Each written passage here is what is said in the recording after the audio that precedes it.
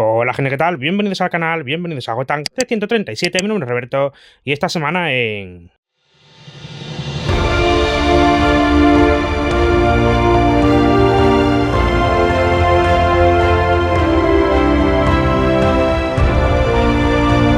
Hace un par de semanas os traía en el canal reseñada Una muerte en la familia, a cargo de Jim Starlin y Gina Paro, esa historia que es esencial en la continuidad de Batman.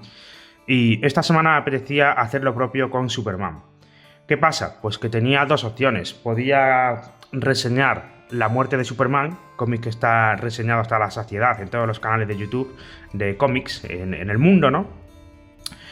Y la otra opción era esta, traer el crossover, que ahora entraremos a hablar un poquito de eso, de Funeral por un amigo. Bueno, os enseño primero la edición que nos ha traído ECC Ediciones últimamente, la línea de grandes novelas gráficas de DC. Aquí tenemos la portada, se llama Un mundo sin Superman, esta obra, como veis aquí. Está a cargo de un montón de guionistas y dibujantes diferentes, porque aquí confluyen las 4 cabeceras que se publicaban en la época de Superman. Tenemos, os enseño aquí primero el lomo, ahí estamos, y la parte trasera. Bueno, pues ¿qué tenemos aquí en Un mundo sin Superman? Os cuento. Aquí se contiene Aventura de Superman, los números 498 al 500. Luego también tenemos Action Comics 685 y 686. Man of Steel números 20 y 21. Y Superman números 76 y 77, ¿vale? Todo eso está aquí. Roberto, ¿por qué esa mezcla de cabeceras, no? ¿Por qué todas las cabeceras de Superman estaban aquí mezcladas? Bueno, veréis. Los crossovers vendían, de eso, vamos, en DC lo tenían clarísimo, sobre todo después del año 85 con Crisis en Tierras Infinitas, pues se habían dado cuenta del potencial de ventas de historias a gran escala, donde se mezclaban a todos los personajes, donde había que tirar de una serie, de otra serie, de otra serie, ¿no? Y bueno, pues como en Superman se publicaban 4 cabeceras mensuales, decidieron hacer un crossover, en eso que se llamó la saga de la muerte de Superman. Bueno, ¿en qué año estamos? Pues estamos en enero de 1993. Superman acaparaba portadas, pero portadas en el mundo real, no en los cómics, ¿vale? Se puso a la venta ese cómic número 75 de Superman, que salió en kioscos, como se vendían los cómics en aquel momento, pero también salió una edición de venta directa de lujo, con obituario, póster, un lazo negro. ¿Qué pasaba? Pues que DC había matado a su icono. Bueno, ¿por qué mataron a Superman, no? ¿Qué llevó a DC a cargarse al primer superhéroe? Bueno, pues aunque es cierto que Superman había experimentado pues cierta notoriedad, ¿no? Había ganado popularidad a mediados de los 80 con la miniserie de Man of Steel de John Byrne, pues el superhéroe la gente consideraba que estaba estancado, ¿no? Que ese rollo de iba a decir cowboy, de Boy Scout, ¿vale? Ese rollo de Boy Scout se había quedado desfasado, ¿no? Ya la gente buscaba otra cosa, buscaba cómics con más profundidad, más violentos, con más oscuridad. No querían a un superhéroe perfecto, impoluto como era Superman. Entonces, eso llevó a que DC decidiese, pues lo matamos. Nos lo cargamos, nos quitamos a Superman de en medio y ya veréis cómo lo echáis de menos. Y vaya si lo echaron de menos, ¿no? Bueno, pues tras la muerte de Superman, justo en el mismo mes, en enero del 93, se empezó a publicar una miniserie donde confluían esas 4 cabeceras principales, y esa miniserie era Funeral por un amigo. ¿Qué nos cuentan en Funeral por un amigo? Que es este cómic que tenemos aquí. Pues lo que nos cuentan es cómo vive el mundo esos momentos justo después de la muerte de Superman. Entonces vamos a tener el sentimiento general de la gente, ¿vale? Que representa un poco a los lectores, ¿vale? Pues teníamos un montón de personas diciendo, pues Superman me rescató de unos escombros, Superman salvó a mi mascota, Superman hizo que mi padre dejase de pegar a mi madre, ¿no? O sea, es un poco cosas que Superman había hecho a pequeña escala, a un nivel más mundano, sin eventos cósmicos, sin enemigos superpoderosos, simplemente salvar a la gente de cosas del día a día, ¿no? También tenemos un punto de vista de las distintas organizaciones que gobiernan en el mundo, ¿no? Pues ¿qué vamos a hacer ahora con Superman muerto, ¿no? ¿Qué vamos a hacer con un alienígena? Lo queremos nosotros para investigar, ¿no? Se merece un funeral digno, hay que dejarle, es un héroe, total. Distintos puntos de vista, ¿no? Tenemos también el punto de vista de la gente más cercana a Superman, como pueden ser sus padres, Jonathan y Martha, como puede ser Lana Lang, como puede ser Lois Lane, que estaba a punto de casarse con Clark, ¿no? Y luego, pues también tenemos punto de vista de sus villanos como Lex Luthor, que está haciendo sus cosas de Luthor. Por cierto, es este melenas que veis aquí. Sí, este es Lex Luthor en esta historia. Esto sobre todo lo digo para los más jóvenes. A ver, antes de seguir con esto, os debo advertir. Si eres una persona joven que está empezando ahora a leer cómics de superhéroes, cómics de Superman, para ser más exactos, no empieces por aquí, ¿vale? O sea, si tú entras por aquí al mundo del cómic, vas a salir por patas. Es un cómic con un montón de diálogo, es un cómic en el que prácticamente te puedes sentir como que no ocurre nada, ¿vale? Como que no hay avances, que redunda mucho en lo mismo de Superman está muerto, Superman está muerto. No es un cómic de pijameo, no es un cómic que vayas a leerte en media hora, ¿vale? Entonces, te lo digo por si acaso, esto es un cómic que es esencial en la historia de DC, es esencial en la historia de Superman, pero no es un punto de entrada para nuevos lectores ni de lejos, ¿vale? O sea, no te recomiendo para nada que entres por aquí a leer. Dicho esto, pues seguimos. Como os digo, nos van a mostrar cómo reacciona el mundo a la muerte de este héroe, ¿no? Vamos a asistir a su funeral, un funeral que es, vamos, más importante y más lujoso que el de cualquier presidente de la historia de los Estados Unidos que haya habido, ¿no? O sea, convierten las calles de Metrópolis en un desfile en el que transportan el cuerpo de Superman en un carruaje, los héroes cargan con su ataúd, le dedican una estatua en el parque en el Centennial Park, ¿no? de Metrópolis. O sea, es un funeral por todo lo alto, ¿no? Tenemos a todos los héroes de la Liga de la Justicia reunidos alrededor, algunos que ni siquiera estaban en la Liga, que aparecen y ya está, simplemente pues por estar ahí.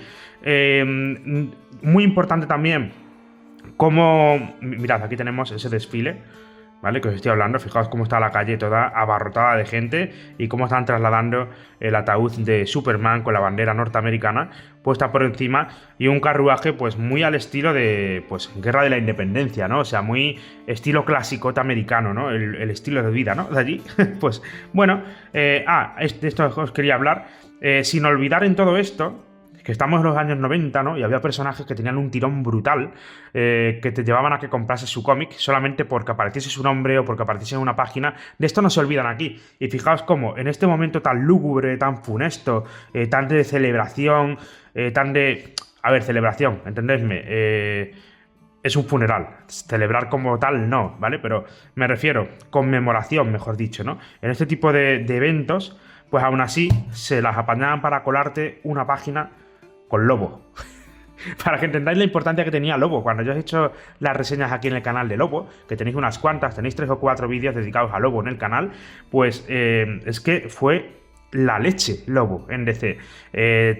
Era, incluso cuando era un artista invitado, por así decirlo, cuando era un personaje que no era el principal en el cómic, ponían su nombre en la portada porque solamente el Lobo atraía a que la gente comprase el cómic, ¿sabéis? Entonces aquí, en Funeral por un amigo, que está totalmente fuera de lugar este estilo, te meten una página de Lobo. ¿Hace algo más Lobo en el cómic? No. ¿Vuelve a salir? No. Da igual, lo metemos, porque es Lobo, ¿sabéis? Entonces, bueno, pues...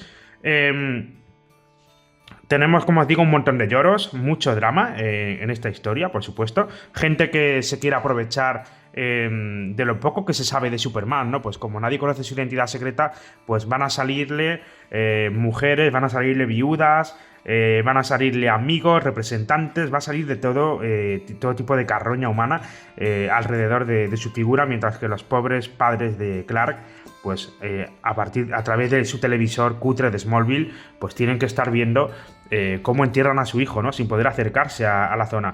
¿Qué hace el resto de héroes durante esta historia? Bueno, pues más o menos le rinden homenaje a Superman, se leen las cartas que le mandan pues la gente en general, ¿no?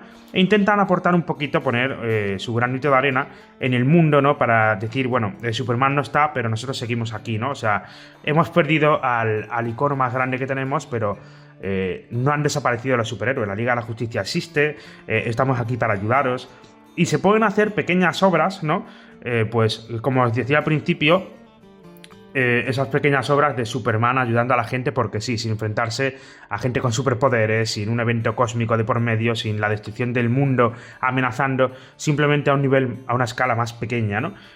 Siendo héroes, pues, más terrenales, ¿no? Y preocupándose por por la gente normal, por la gente de a pie, como hacía Superman, ¿no? Digamos que es raro ver a estos superhéroes haciendo eso, porque en sus colecciones no se destaca algo así, ¿vale? No es algo que sea muy habitual. Entonces aquí lo hacen un poquito a modo de homenaje. Fijaos aquí en esta viñeta cómo nos recuerdan esa muerte de Robin que había ocurrido poquito tiempo antes, y por eso también os lo reseñé hace un par de semanas, ¿no? O sea, para que veáis cómo todo tiene un poco de conexión en la editorial y se iban apañando para conectar los eventos dentro de una continuidad que iba afectando poco a poco a todos los personajes. Si veréis, si pensáis que la muerte de Superman es lo único chungo que pasó en DC en los 90, bueno, pues os debo decir que justo después de esto vino la caída del murciélago, con Bane partiéndole la espalda a Batman. Pensábamos que Batman ya no iba a volver a ser Batman, porque claro, ¿cómo te recuperas de que te partan la columna, ¿no? O sea, ¿cómo vas a volver a ser un superhéroe, un justiciero, un vigilante enmascarado por las calles, en el culmen de su pico de forma, ¿no? Cuando te han partido la columna. Bueno, pues tendríamos esa caída del murciélago. Con Green Lantern, que aquí ya se le ven algunas canitas, con Green Lantern tendríamos también la caída en desgracia de Green Lantern, convirtiéndose en Parallax, perdiendo su ciudad Coast City, aniquilando a los guardianes del universo, aniquilando al resto de Green Lanterns. Total, fueron tiempos muy oscuros para los principales héroes de DC, ¿no? Digamos que el rayo de luz en esta época era Flash, ¿vale? O sea, la colección Refugio, la serie Refugio donde tú podías meterte, era el Flash de Wally West, ¿no? Que sí que seguía, pues, era un héroe que estaba empezando en ese momento a ser Flash, le salían villanos nuevos, los que ya existían se reconstruían un poco, le salían superpoderes nuevos que no tenía, ¿vale? En formas nuevas de emplear la velocidad. Era un poco el rayo de luz en tanta oscuridad que había en la editorial en ese momento. Total, esto es material clásico, como digo, puntos de vista de distintos personajes. No es un buen punto de entrada a leer DC, porque aparecen un montón de personajes y algunos ni siquiera te los contextualizan, no te dicen quién es este, de dónde ha salido. Es para gente que ya conoce a los personajes, ¿vale? Vamos a ver la barriada suicida, vamos a ver a la brigada de repartidores, vamos a ver el subterráneo en Metrópolis, esta Supergirl que no es del todo Supergirl como tal, ¿vale? Y no te explica en ningún momento quién es. Entonces, si lo lees por aquí, te vas a quedar como diciendo, es un poco raro, ¿no? Pero bueno, como material histórico, como entendimiento de cómo estaba la editorial en ese momento, pues es muy buen cómic, es muy buen material. Si lo lees poniéndote en esa época, habrá un par de momentos en los que se te salten las lágrimas, ¿no? Sobre todo en las viñetas donde salen los padres de Superman, donde salen Jonathan y Martha, ¿no? Y te queda, por supuesto, con un cliffhanger abierto. Este es Luthor, que no es lo que parece. Es que no os lo quiero contar del todo porque si no os spoileo esto y también haríamos el vídeo muy largo, ¿no? Si os tengo que poner en situación de todo lo que ocurre aquí, pues no acabamos en 2 horas, básicamente. Es que falta muchas explicaciones en este cómic, que es para gente que ha leído material anterior. Entonces, por eso os digo, no es buena idea empezar por aquí. Si sientes curiosidad por cómo eran los guiones de la época, si sientes curiosidad por ver el dibujazo, que el dibujo para mí me parece sorprendente, pues entra en esto y cuando lleves un tiempo leyendo cómics, vuelve a leértelo y verás cómo lo disfrutas mucho más, ¿no? Tenemos aquí a Camp Buster, pues, total, que es que son personajes que llevan sin aparecer, ¿cuánto? ¿20 años? ¿30? En los cómics. Es brutal. Es brutal. Dan Tarpin, los chicos del subterráneo, como os digo, por aquí. Esta Supergirl, que el dibujo es fabuloso. El dibujo es maravilloso de Supergirl. Ojalá una Supergirl así. Bueno, realmente la hemos tenido. ¿Qué leches? La serie de Supergirl de la CW es muy buena serie a nivel visual del personaje. Yo creo que es muy fiel al look clasicote de esta chica, ¿no? De Supergirl. Así que bueno, pues lo dicho. ¿Os lo recomiendo? Pues si llevas un tiempo leyendo esto, sí. Si eres nuevo, no.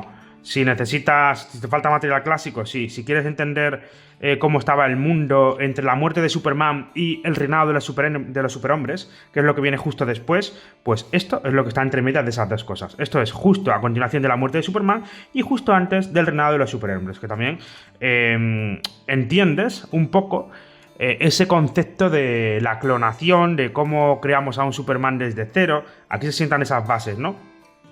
Luego también es que es muy emotivo leer siempre que salen Jonathan y Martha Kent, de verdad que se te parte el alma un poquito. Siempre que salen aquí y ven como su hijo ha muerto. En fin, es tremendo. Mirad el Maromo Luthor, ¿eh? Mirad el Maromo Luthor, se le fue la pinza muchísimo, la verdad. Con esto del Lex Luthor, no os voy a contar cómo es, pero se le fue muchísimo la pinza. O sea, esto es una locura. Así que bueno, ¿qué más tiene el cómic? Pues nada más. Esta edición en concreto no tiene nada más. Te acaba aquí, diciendo que continúa en el reinado de los superhombres. Y no tiene nada de material extra. Ni páginas, ¿cómo decirlo? No tiene portadas, no tiene una galería de portadas, no tiene un epílogo, no tiene un prólogo, no tiene nada. Es los cómics recopilados a pelo. Una edición, pues, muy sencilla, la verdad. Es simplemente, pues, como los antiguos retapados de 5, pero en tapa dura. para que lo entendáis. Sin más, la verdad. Yo le tengo cariño a esta historia, por eso me pillé esta edición nueva. La otra tengo el resto de cómics, pero los tengo en eso, en publicaciones antiguas de 5, de Norma, de Planeta. Recopiladito así como está aquí todo seguido, pues no lo tenía, así que me pillé este tomo de Un Mundo Sin Superman. El precio, que no os lo he hablado, a ver, 28,50, 224 páginas, ¿vale? Bueno, no está del todo mal. Sí que se echan falta algún extra para justificar ese precio, pero bueno, aquí lo tenemos. Hasta aquí la reseña de Un Mundo Sin Superman. Más que una reseña, pues ha sido casi un paseo por cómo estaba la editorial en ese momento, ¿no? Porque no os he revelado así cosas importantes del cómic ni nada de eso, así que bueno, eso os lo dejo a vuestro criterio y trabajo para vosotros que os leáis esto. Hasta aquí el vídeo. Si te ha gustado, apoyarlo con un like, compártelo y suscríbete al canal si no lo estás. Hasta la próxima. Chao.